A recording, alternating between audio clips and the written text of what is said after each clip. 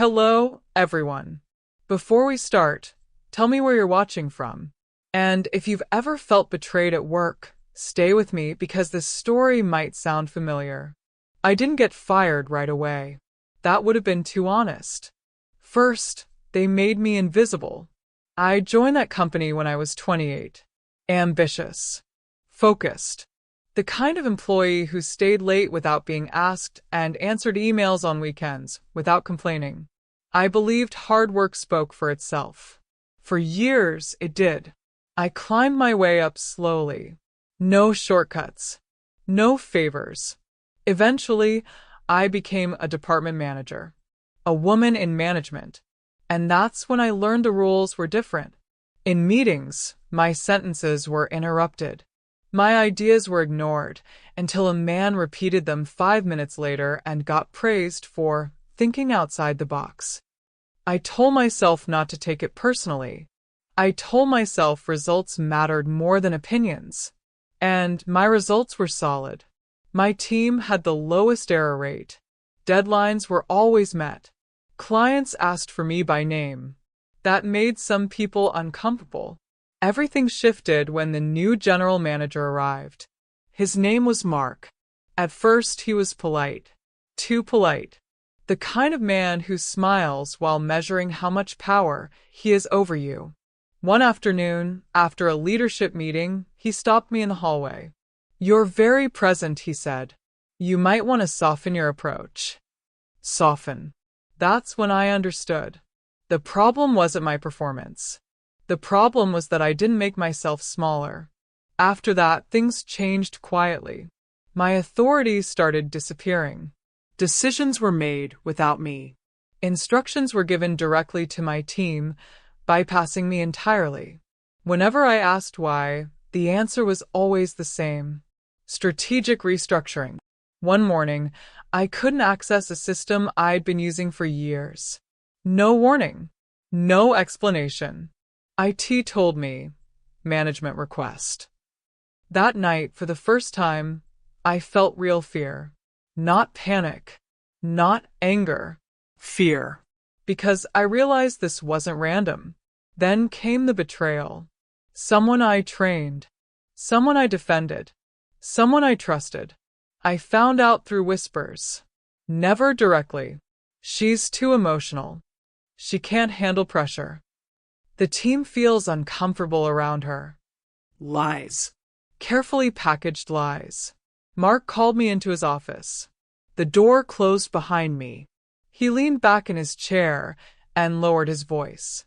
"Look," he said, "this isn't personal.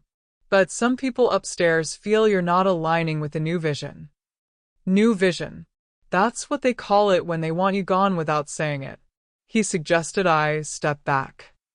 Take a support role. Let someone else lead with a fresher perspective.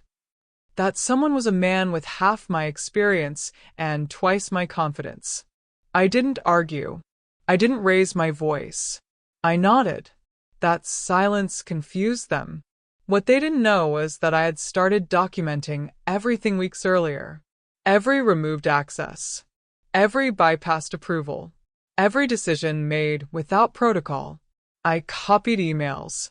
Saved logs. Archived reports. Quietly. They moved my desk. Took my team away. Changed my title to something meaningless. I smiled. They thought I was defeated. I was patient. Pressure turned into threats. One day Mark said, "You should be grateful we're keeping you at all." Another time, he warned me, "People who don't adapt don't last here." I went home exhausted, questioning myself, wondering if I was really the problem. But every night, I checked the data. And the data never lied. When they officially reassigned my role, they triggered a compliance rule they didn't know existed. A rule I helped implement years ago. A rule that transferred full accountability to executive leadership if a transition happened mid-cycle without proper safeguards. They deleted backups. They ignored warnings. They mocked the old systems. And the system watched. Silently. The audit request went out automatically. No complaint. No emotion. Just facts. The day corporate walked in, I wasn't there. I was sitting by the water with my father, phone on silent. Later that afternoon, I received one message. It's done. Mark was removed from oversight. The restructure was frozen. An external audit was launched. 2 hours later, another message arrived. Would you consider consulting? I didn't answer right away. Because here's the truth. I didn't win by screaming. I didn't win by exposing anyone publicly. I won by staying calm in a place that expected me to break.